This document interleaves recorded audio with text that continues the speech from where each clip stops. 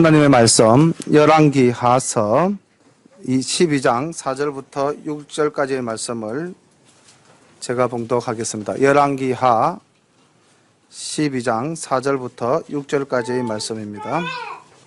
구약 성경 582쪽.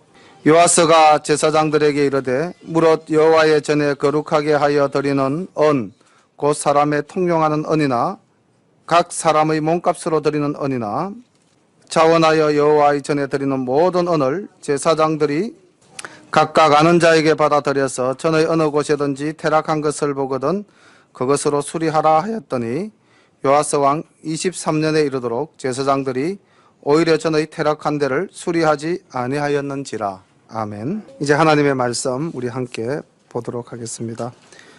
열왕기하서 12장 말씀을 중심으로 은혜를 나누겠습니다. 어떻게 보면 참 귀한 다윗의 씨였고 멸절당할 수밖에 없었던 상황 속에서도 하나님께서 어떻게 지키시고 인도하시고 또 보호하시는가, 우리가 요아스 왕을 보면은 그것을 잘 알 수가 있습니다. 그런데 이 요아스 왕이 왕위에 올라서 이스라엘을 다스릴 그 첫 마음과 그가 왕위에서 내려올 때의 그 마지막 마음이 같지 못한 왕이 되어서 우리에게 주는 교훈이 또한 있습니다.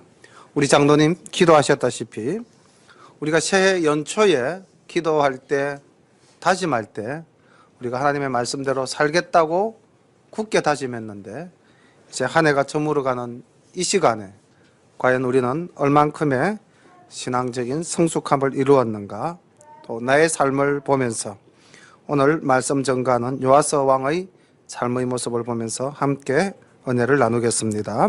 12장 1절부터 말씀을 봅니다. 예후의 7년에 요아스가 위에 올라 예루살렘에서 40년을 치리하니라.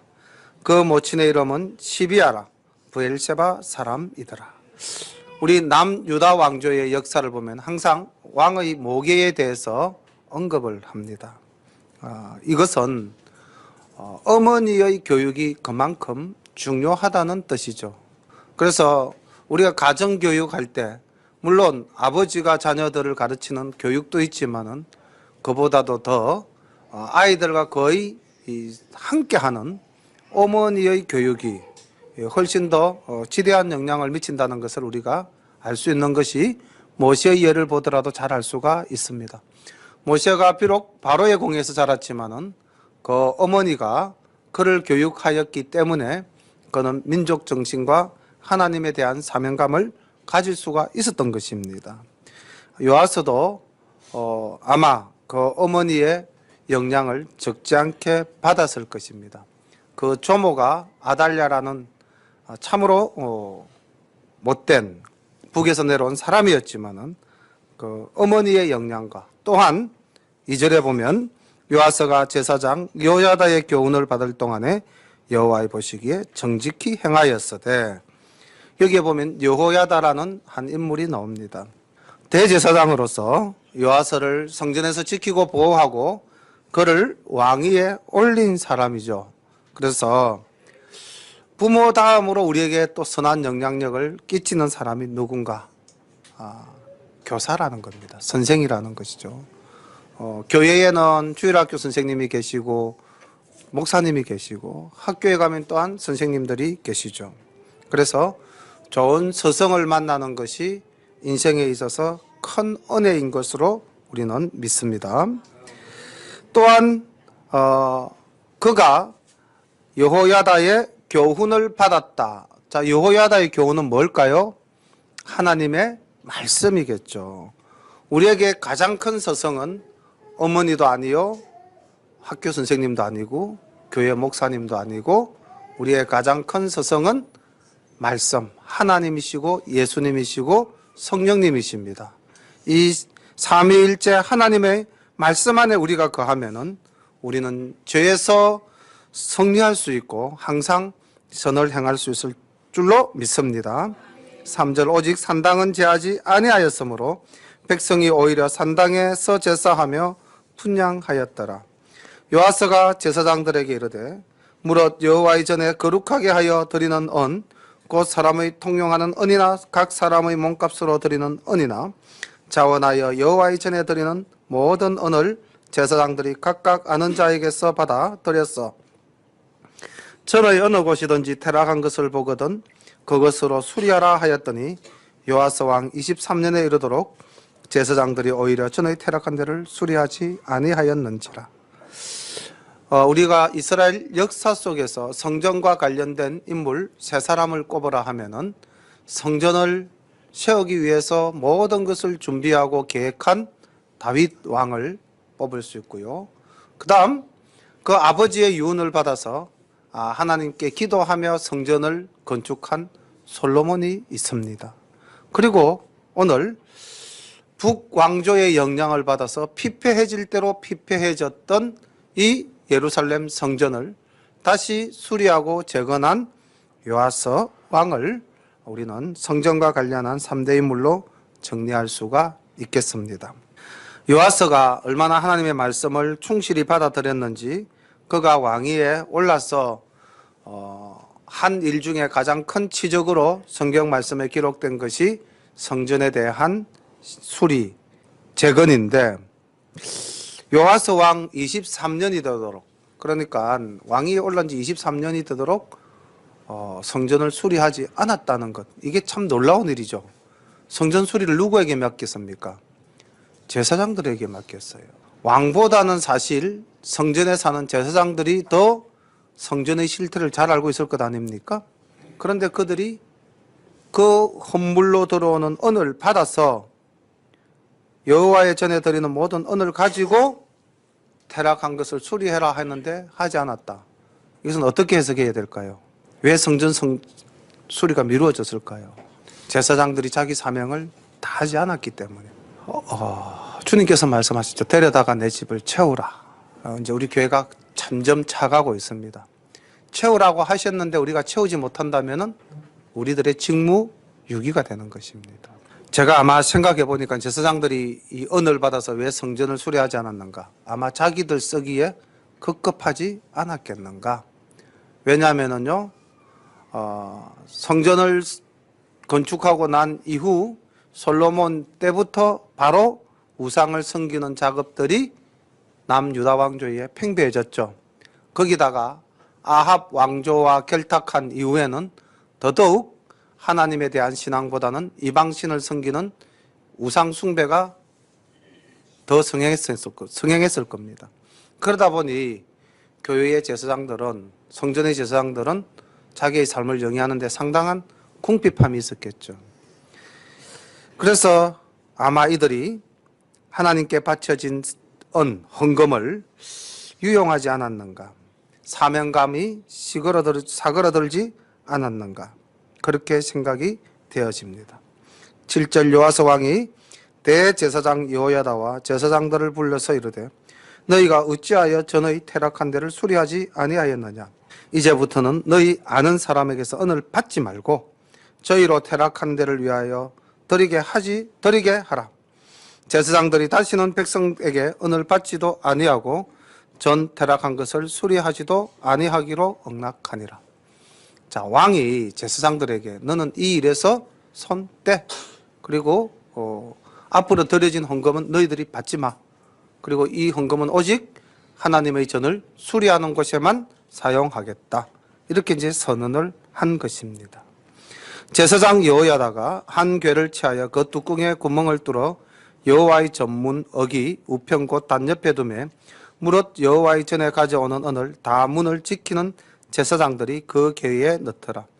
이에 그 궤 가운데에 은이 많은 것을 보면 왕의 서기와 대제사장이 올라와서 여호와의 전에 있는 대로 그 은을 계수하여 봉하고 그 달아본 은을 일하는 자 곧 여호와의 전을 맡은 자의 손에 붙이면 저희는 또 여호와의 전을 수리하는 목수와 건축하는 자들에게 주고 또 미장이와 석수에게 주고 또 여호와의 전 퇴락하는 데를 수리할 제목과 다듬는 돌을 사게 하며 그 전을 수리할 모든 물건을 위하여 쓰게 하였으되 여호와의 전에 드린 그 은으로 그 전의 은대접이나 불집게나 주발이나 나팔이나 아무 건그릇이나 은그릇을 만들지 아니하고 오직 그 은을 일하는 자에게 주어 그것으로 여호와의 전을 수리하게 하였으며 또 그 은을 받아 일꾼에게 주는 사람들과 회개하지 아니하였으니 이는 성실히 일을 하였음이라.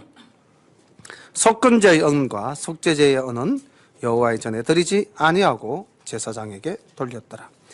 요아스가 하나님의 일을 굉장히 지혜롭게 하는 것을 볼 수가 있고요.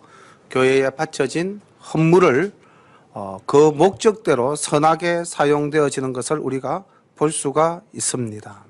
지금 요아스는 제사장에게 맡겼던 일을 이제는 왕이 대제사장을 불러서 친히 왕의 서기를 파견하고 그 다음 목수와 건축하는 자들을 중심으로 전을 재건해 나가는 모습을 볼 수가 있습니다. 이렇게 본다면은 교회의 일이라는 것은 결국 하나님의 사명을 맡은 자가 자신의 사명을 충실히 행할 때에 그 일이 온전히 이루어져 간다는 것을 알 수가 있습니다. 제사장이라는 직책을 가진 자의 역할이 중요한 것이 아니라 하나님의 명령에 준행하는 자, 그 자가 중심이 될 때 하나님의 일은 더 아름답게 이루어져 감을 볼 수가 있죠. 그래서 우리 교회도 목사인 저도 있지만은 사실 우리 성도 여러분들 모두가 어떻습니까? 베드로의 말씀에 의하면은 만인 제사장입니다. 여러분들 모두가 하나님 앞에 온전할 때에 또 하나님께서 맡겨주신 사명을 다 할 때에 교회에 맡은 일들에 충성할 때에 우리 교회는 더 아름다운 교회로 든든히 서갈 줄로 믿습니다. 여기 이제 성전에 드려진 예물의 바른 관리를 보여주고 있는데 그 모형을 보여주고 있는데 9절에 보면은 헌금은 자원하는 자에 의한 헌금이어야 한다는 것이고요. 그 헌금은 공개적으로 모금해야 되고 공개적으로 관리해야 한다는 것을 9절 말씀에서 보여주고 있습니다. 그리고 10절 말씀에 보면은 올바른 계산과 관리, 왕의 서기와 대제사장이 올라와서 그대로 계수하고 봉하였다고 기록되어져 있죠. 그리고 이 드려진 헌금은 옳은 목적과 옳은 일에만 반드시 사용해야 한다는 것을 11절 말씀과 12절 말씀에서 알 수가 있습니다. 이 헌금이 어떤 목적으로 드려졌고 따라서 그 헌금은 그곳에 알맞게 사용되어져야 한다. 13절처럼 헌금의 전용은 허락되지 않는다는 것입니다. 그리고 14절에 보면 이 헌금은 오직 주의 영광을 위하여 여호와의 전을 수리하는 곳에만 사용하게 하였다. 그러니까 오늘날 우리가 교회에 드려진 이 헌금도 이와 같이 공개적으로 모든 것을 관리하고 또 철저히 계산하고 또 옳은 목적과 옳은 일에 사용하고 헌금이 전용되지 아니하고 이 헌금은 하나님의 영광을 위하여만 사용되어져야 할 것입니다. 그렇게 할 때에 우리 성도님들이 더욱더 하나님께 올바른 물질을 바치고 또 복을 받으실 줄로 믿습니다. 하나님께서는 제사장들도 생각하셨습니다. 그래서 속건제와 속죄제로 드리는 이 언의 예물은 제사장에게 돌려서 그들이 성전의 일에 계속 봉사할 수 있도록 제사장의 몫은 따로 구별해서 주셨던 것을 볼 수가 있습니다.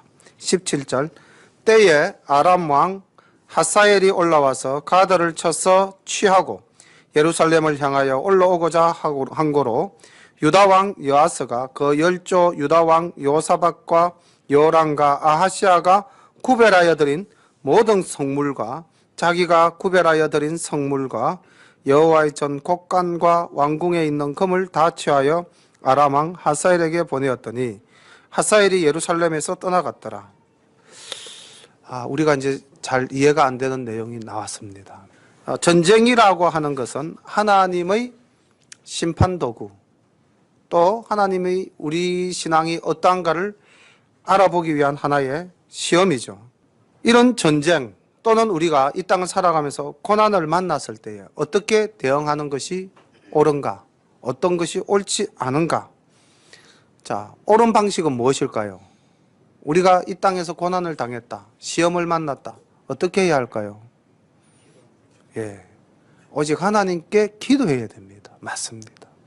그런데 지금 여기 이 요아스 왕이 여호야다로부터 주의 말씀으로부터 교훈을 받아서 성전을 수리하고 성전을 그렇게 철저히 관리하면서 하나님께 영광을 돌렸던 이 왕이 하사엘이라는 이방 왕이 침략해 오니까 어떻게 합니까? 그 성전에 있던 모든 은금을 다 하사엘에게 주어서 전쟁을 피하는 방식을 택하고 있죠.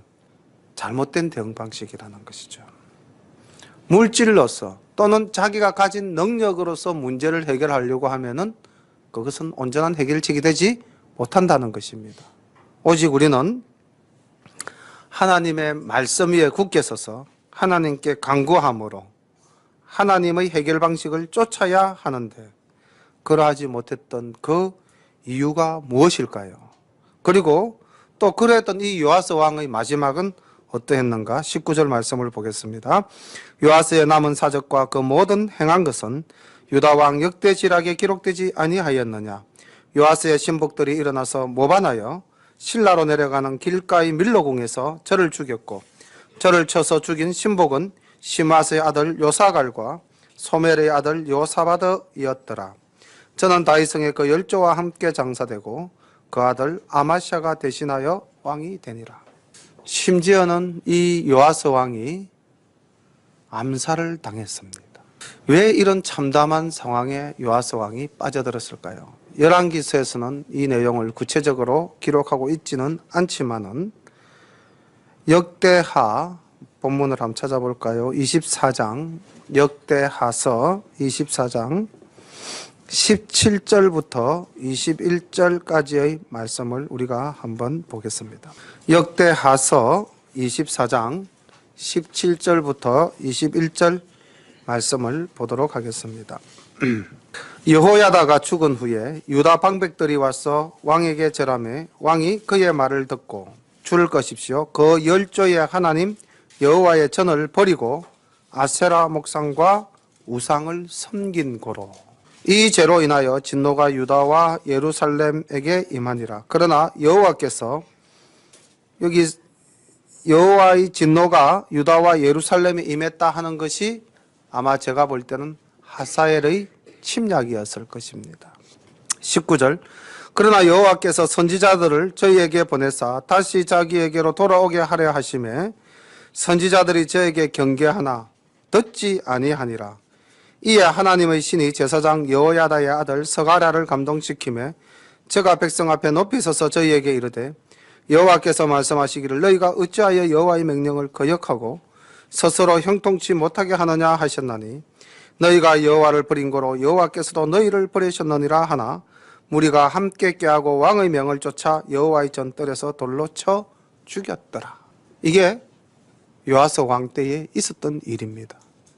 그러니까 여호야다가 살아있을 동안에는 요아스 왕이 하나님의 말씀 위에 서서 선한 정치를 하였지만은 여호야다가 죽자마자 그 유다 방백 각 지방의 지방관들 아마 이들은 아직까지 옛날의 그 우상을 섬기는 못된 습성을 가지고 있었던 것 같아요. 그들이 왕에게 우리가 이제 이방신을 섬기는 것을 허락해달라. 그러니 왕이 어떻게 합니까? 그 말을 듣고 여호와의 전을 버리고 아세라와 그 목상 우상을 섬겼다고 되어 있습니다. 다시 말하면은 요아스가 처음과 달리 타락하여 암살을 당하는 이 비참한 최후를 맞이한 것은 하나님과의 언약을 저버렸기 때문입니다. 우리가 이 땅을 살아가면서 하나님의 말씀대로 살겠노라 다짐하고 소원했다면은 끝까지 그 말씀을 지켜나가는 온전한 우리 열린가족 되시기를 소망합니다. 13장 말씀을 보겠습니다. 유다왕 아하시아의 아들 요아스의 23년에 예후의 아들 여호아하스가 사마리아에서 이스라엘 왕이 되어 17년을 치리하며 여호와 보시기에 악을 행하여 이스라엘로 범죄케 한 느바스의 아들 여로보암의 죄를 쫓고 떠나지 아니하였으므로 여호와께서 이스라엘을 향하여 노를 바라사 널 아람 왕 하사엘의 손과 그 아들 베나닷의 손에 붙였더니 아람 왕이 이스라엘을 확대함으로 여호아하스가 여호와께 간구하며 여호와께서 들으셨으니 이는 저희의 학대받음을 보셨습니다. 조금 전에는 우리가 남쪽 유다 왕조 요아스 왕의 역사를 봤는데 다시 이제 시점이 북왕조 여호아하스의 시대를 조명하고 있습니다. 근데 제가 지금 쭉 말씀을 읽어가는 이 장면이 어디서 많이 보셨던 장면 같지 않습니까? 계속 한번 보겠습니다. 5절부터 보겠습니다. 4절부터 다시 볼게요. 아람 왕이 이스라엘을 학대함으로 여호아하스가 여호와께 간구하며 여호와께서 들으셨으니 이는 저희의 학대받음을 보셨음이라. 여호와께서 이에 구원자를 이스라엘에게 주심에 이스라엘 자손이 아람 사람의 손에서 벗어나 전과 같이 자기 장막에 거하였으나 저희가 이스라엘로 범죄케 한 여로보암의 집의 죄에서 떠나지 아니하고 쫓아 행하며 또 사마리아에 아세라 목상을 거저 두었더라. 자, 여기까지 보니까 어떤 내용이 생각이 납니까? 어디 많이 보셨던 장면 아닙니까? 그렇죠. 사사기의 시대와 똑같은 역사가 나타나 보이고 있습니다. 이스라엘이 2절과 6절에 보면은 범죄한 모습을 구체적으로 진술하고 있고요. 하나님께서 3절과 7절 내용을 통해서 그들을 어떻게 징계하고 있는가 하는 것을 보여주고 있습니다. 그리고 4절에 가면은 그들의 징계에 학정에 힘들어하는 이스라엘 백성들이 하나님께 간구하니까 5절에 하나님께서 선지자를 보내서 구원자를 보내서 이스라엘의 사사를 보내서 구원하셨듯이 그들을 구원합니다. 그러면은 구원받은 백성은 어떻게 해야 됩니까? 하나님의 은혜에 찬양하며 하나님 말씀대로 살기 위해서 노력해야 되지 않습니까? 그런데 이스라엘 백성들이 7절에 보면 6절과 7절에 보면 다시 범죄하고 징계를 받는 모습을 보게 됩니다. 7절 아람 왕이 여호아스의 백성을 진멸하여 타작마당의 티끌같이 되게 하고 마병 50과 병거 10승과 보병 1만 외에는 여호아스에게 남겨두지 아니하였더라. 여호아하스의 남은 사적과 모든 행한 것과 그 권력은 이스라엘 왕 역대지락에 기록되지 아니하였느냐. 여호아하스가 그 열조와 함께 잠에 사마리아에 장사되고 그 아들 요아스가 대신하여 왕이 되니라. 이 내용을 보면은 왕이라 할지라도 또는 우리 일반인들도 내가 힘들고 괴로우면은 하나님께 간구합니다. 그런데 하나님께서 우리의 기도에 응답하시고 우리의 문제를 해결해 주시면 우리는 또 어떻게 합니까?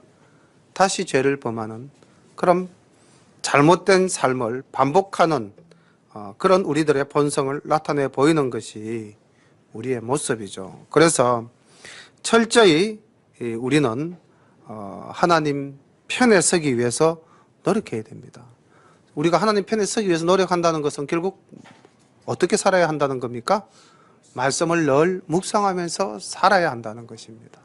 집안 이야기라서 조금 죄송하긴 합니다만은 아들이 군대 생활을 하고 있습니다.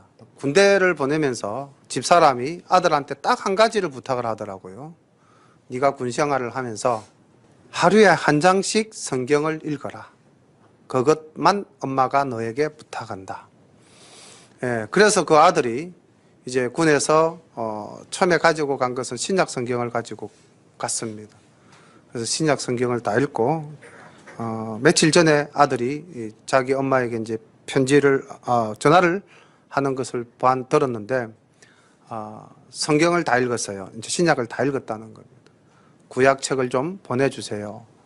처음에 군대 갈 때는 이제 성경책을 가지고 갈 수 없었으니까 조그만한 그 기도원 협회에서 나오는 자그만한 성경책 이제 그걸 가지고 갔는데 다 읽었다 그러더라고요. 그래서 말씀을 중심으로 우리가 매일매일 정말 성경 한 장씩만 읽으신다면은 우리가 어떠한 죄와 또 어떠한 고난이 우리를 침범한다 할지라도 우리는 이겨낼 수 있으리라고 믿습니다. 10절 말씀 봅니다. 유다 왕 요아스의 37년에 요아스의 아들 요아스가 사마리아에서 이스라엘 왕이 되어 16년을 치리하며 여호와 보시기에 악을 행하여 이스라엘로 범죄케 한 느밧의 아들 여로보암의 모든 죄에서 떠나지 아니하고 쫓아 행하였더라. 그러니까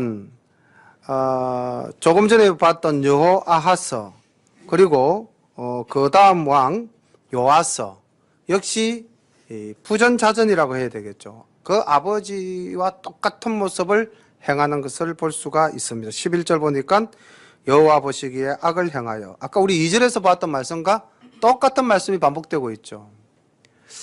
그래서 진짜 가정교육, 그리고 이제 아까 어머니의 교육이 위대하다라고 했는데 또 자녀들은 아버지도 보고 배웁니다.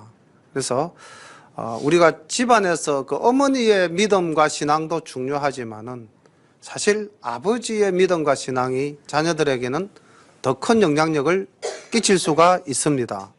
왜냐하면은 아이가 초등학교까지는 엄마 말씀에 대체적으로 순종을 합니다. 그리고 어머니를 모델로 삼아서 닮으려고 애를 많이 써요. 근데 애들이 이제 사춘기를 지나면서 자기가 조금 커졌다 생각하면은 어머니를 그때는 이제 그렇게 우러러보지를 않습니다. 롤 모델로 삼는 것이 아니라 엄마는 내가 이길 수 있는 상대다, 이제 이렇게 애들이 자신감을 가지게 돼버려요. 예. 그리고 그때 이제 가서 누구를 두려워하느냐? 이제는 힘 있는 아버지를 두려워하거든요. 엄마의 사랑의 힘이 다한 거예요. 이제는 애들이 사랑으로서만 바르게 양육되는 것이 아니라 이때는 이제 법과 질서가 있어요. 우리가 하나님도 매한가지 처음에 사랑으로 대해 줄 때 우리가 연약할 때는 하나님의 사랑을 받아서 하나님 아버지 안에 거합니다. 근데 우리가 뭔가 이렇게 조금 힘이 생기고 고개를 덜 힘이 생기면은 이제 아버지의 사랑이 우리에게는 이제 작용되는 것이 아니라 아버지의 파워가 이제는 있어야 되는 겁니다. 엄하게 꾸짖고 견책하고 지도하고 바른 길로 인도하는 이 올바른 교육이 필요하거든요. 그게 딱 때에 따라서 이루어져야 됩니다.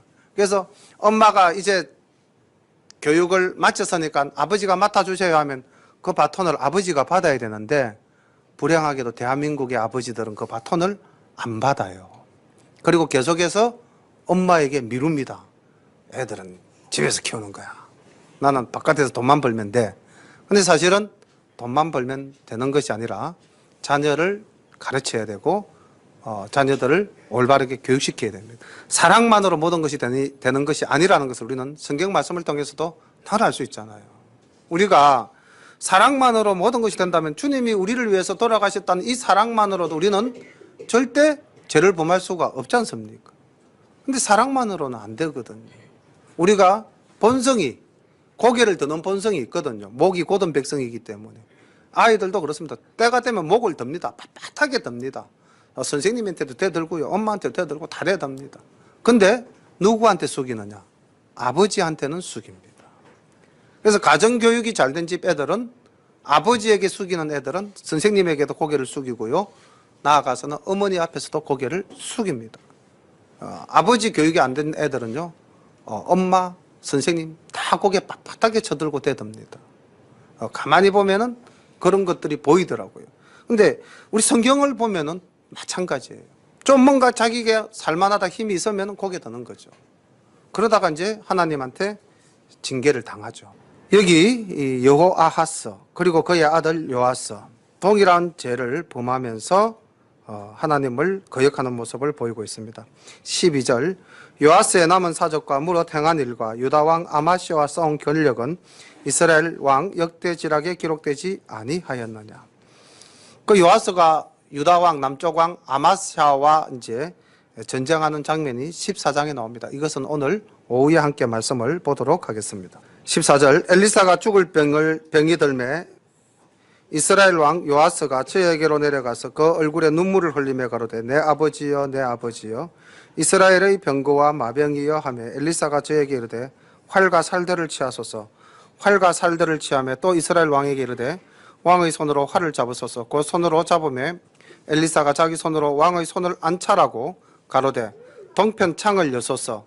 곧 열매 엘리사가 가로되 쏘소서. 곧 쏘매 엘리사가 가로되 이는 여호와의 구원의 살 곧 아람에 대한 구원의 살이니 왕이 아람 사람을 진멸하도록 아벡에서 치리이다. 또 가로되 살들을 취하소서. 곧 취하면 엘리사가 또 이스라엘 왕에게 이르되 땅을 치소서. 이에 3번 치고 그친지라. 하나님의 사람이 노하여 가로되 왕이 5, 6번 칠 것이니이다. 그리하였다면 왕이 아람을 진멸하도록 쳐서려이다. 그런즉 이제는 왕이 아람을 세 번만 치리이다 하니라. 자, 지금 이 이야기는 요아스 왕 때에 이제 엘리사가 죽음을 앞두고 자기 민족과 자기 조국을 위해서 요아스에게 하나님의 뜻을 전하는 장면인데, 우리는 여기서 두 가지 모습을 볼 수가 있습니다. 하나는 이 엘리사를 향한 요아스의 눈물이 어떠한 눈물인가? 뭐라고 부르죠? 아버지여라고 부릅니다. 또 뭐라고 불렀죠? 이스라엘의 병거와 마병이여라고 부릅니다. 그러니까 사실은 엘리사가 살아생전에 이스라엘의 여러 전쟁을 막아주고 또 전쟁에서 승리하게 했잖아요. 그래서 병거와 마병이여, 이스라엘의 힘이여, 이렇게 이제 엘리사를 부르면서 눈물을 흘리는데, 이게 과연 진실한 것인가? 이것이 정말 하나님의 신앙을 바탕으로 그 엘리사의 신앙에 대한 존경심을 나타내는 것인가? 우리도 이런 눈물을 흘릴 때가 있지는 않는가? 위장된 눈물이죠. 우리 가장 가식적인 눈물을 무엇이라 그럽니까? 악의의 눈물이라 그러죠. 우리가 하나님 전에서 정말 신앙생활 하면서 이 요아스 왕의 이 악의의 눈물과 같은 그런 모습을 보인 적은 없는가?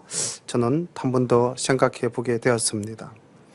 그리고 그 엘리사에게 표하는 그 모든 것들이 과연 존경인가 아니면 자기를 위한 것인가? 정말 엘리사를 존경해서 그러한 것인가 아니면 자신의 유익함을 위한 것인가? 우리에게는 이런 이기적인 모습은 또 없는가? 이런 것들을 돌아보게 되었고요.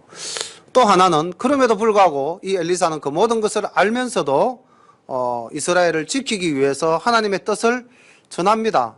살을 취하라, 살을 쏘아라, 살을 쳐라. 이 화살을 취하고 쏘고 치는 그 모든 행위는 무엇과 관계가 있다? 하나님의 뜻으로 전쟁에서 승리할 수 있는, 이 나라를 지킬 수 있는 힘을 전달하는 하나의 행위죠. 정보를 충분히 제공했습니다. 뭐라고 이야기를 했냐면요, 17절 말미에 보면은 여호와의 구원의 살, 곧 아람에 대한 구원의 살이다. 그리고 또 뭐라고 그랬냐면요, 아람 사람을 진멸하도록 칠 수 있습니다. 즉 전쟁에서 완전한 승리를 거둘 수가 있습니다. 라고 충분히 설명을 했습니다. 그러면은 요아스가 어떻게 해야 됩니까? 하라는 대로 할 뿐만 아니라 더 나아가서 자기의 뜻을 표해야 되겠죠. 그런데 몇 번만 쳤다고 그렇게 되어 있습니까? 세 번만 쳤다고. 엘리사가 바란 것은 어떠한 것이었을까요?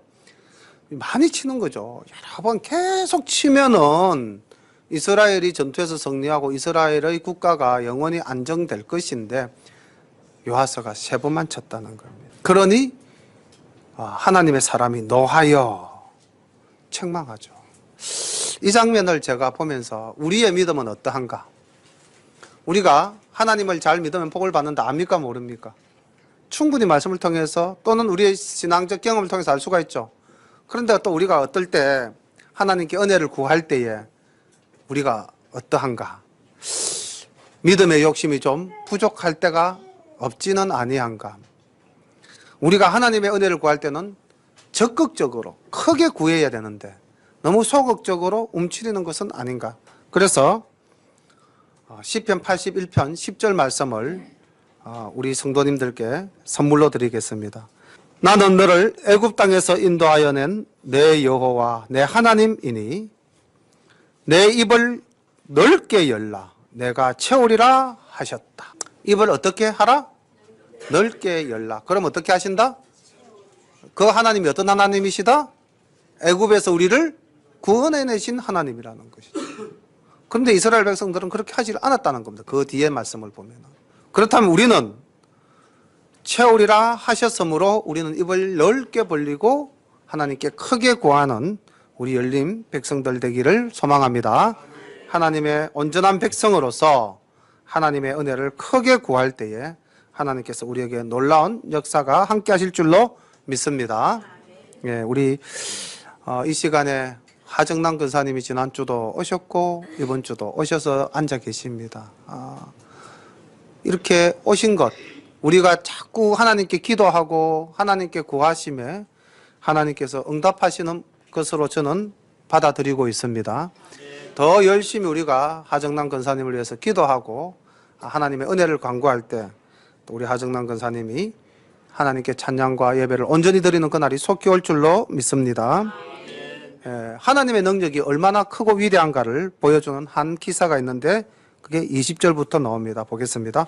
엘리사가 죽음에 장사하였더니 해가 바뀌며 모압 적당이 지경을 범한지라. 마침 사람을 장사하는 자들이 그 적당을 보고 그 시체를 엘리사의 묘실에 들이던지매 시체가 엘리사의 뼈에 닿자 곧 희생하여 일어섰더라. 여호아스 왕의 시대에 아람 왕 하사엘이 항상 이스라엘을 학대하였으나 여호와께서 아브라함과 이삭과 야곱으로 더불어 세우신 언약을 인하여 이스라엘에게 은혜를 베풀어 긍휼히 여기시며 긍고하사 멸하기를 즐겨 아니하시고 이때까지 자기 앞에서 쫓아내지 아니하셨더라. 자, 말씀을 잠깐 끊고요. 그 엘리사의 죽음과 엘리사의 묘실과 또 그 묘실에 던져진 시신 이야기, 어떻게 본다면은 이거는 예수님께서 부활하시는 모습을 보여주는 장면이 예표하는 것일 수도 있는데, 이 죽은 자를 살리는 역사는 사실 이 성경에서 여러 번 전거되지 않습니까?